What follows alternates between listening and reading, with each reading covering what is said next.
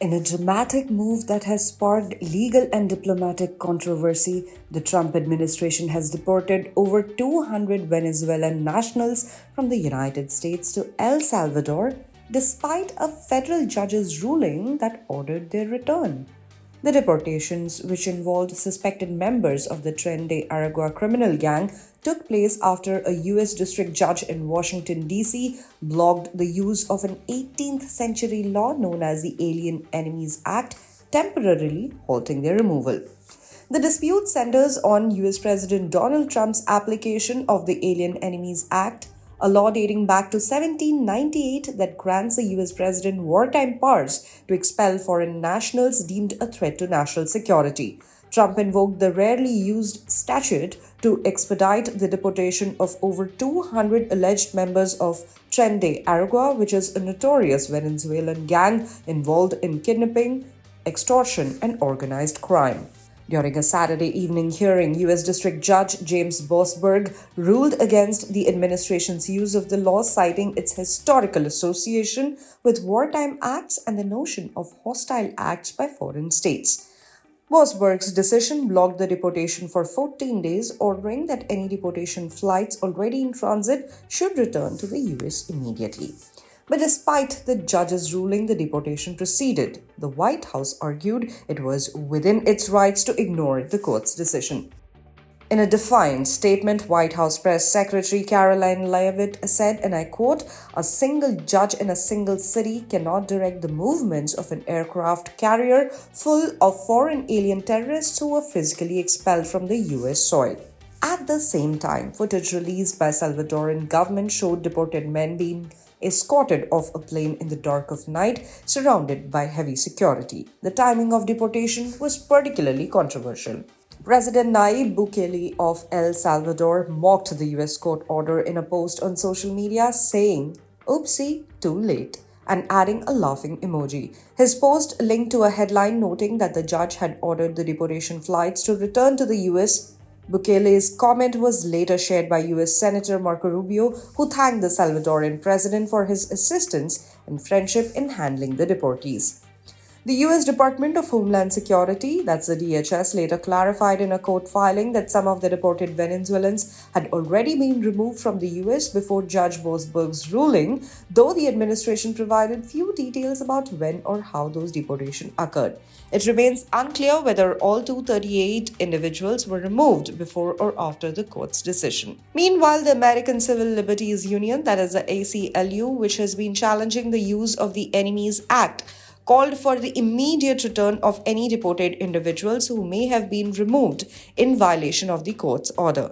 Lead ACLU attorney Lee Jelland stressed that if any migrants had been handed over to foreign governments after the ruling, the US should cooperate with those countries to bring them back.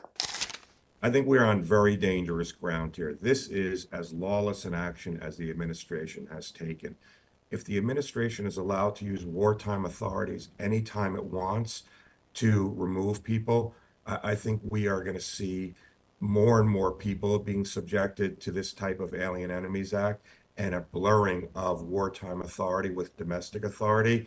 I cannot stress how important it is that the federal courts prevent this from happening. So the Alien Enemies Act was enacted in 1798, and it's a wartime authority that can only be used when the United States is in a declared war with another nation or another nation is invading our country. It cannot be used against simply a gang.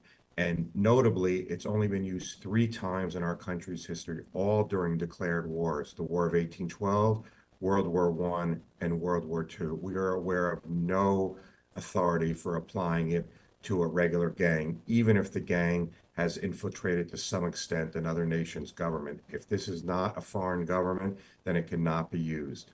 Yeah, so I think there's 2 parts to what's going on. The first is, even if any of the individuals are members of the gang, the law cannot be used for straight immigration purposes because the TDA is not a foreign government or nation. But beyond that, even if it were legal to invoke the Alien Enemies Act, these individuals must be given an opportunity to show that they are not members of the gang. And what we understand is that many of the people, including our named plaintiffs, are not members of the gang. So for that reason alone, this is illegal. We asked the court to immediately issue a temporary restraining order stopping all removals. We do not know whether the removals that are being posted took place before the court's order or after, and we've asked the government to clarify. But if they took place after the court's order, then they would have violated the court's direction. The videos, though, do make clear that there is absolutely irreparable harm to these individuals and that the court was absolutely correct to move quickly to restrain any further removals. If anybody was turned over to a foreign government after the court's order, then we would hope that the United States government would work with that foreign government to get the individuals back. Whether the court went beyond that and issued sanctions or contempt orders will be up to the court. Fundamentally, what's going on is a separation of powers problem. The Alien Enemies Act lays out very, very specific criteria for when it can be used. The Trump administration has ignored that by applying it to a gang rather than a foreign government or nation. And on top of that, the administration is ignoring the immigration laws that Congress has passed that ensure that people can have a right to seek protection against persecution or torture. So at bottom, we have the administration thumbing their nose at Congress. For their part, Salvadoran authorities have confirmed that the deported Venezuelans are being held at the Terrorism Confinement Center, which is a high-security prison in El Salvador designed to house up to 40,000 inmates. President Bukele announced that the men would be incarcerated there for a one-year period, which could be extended.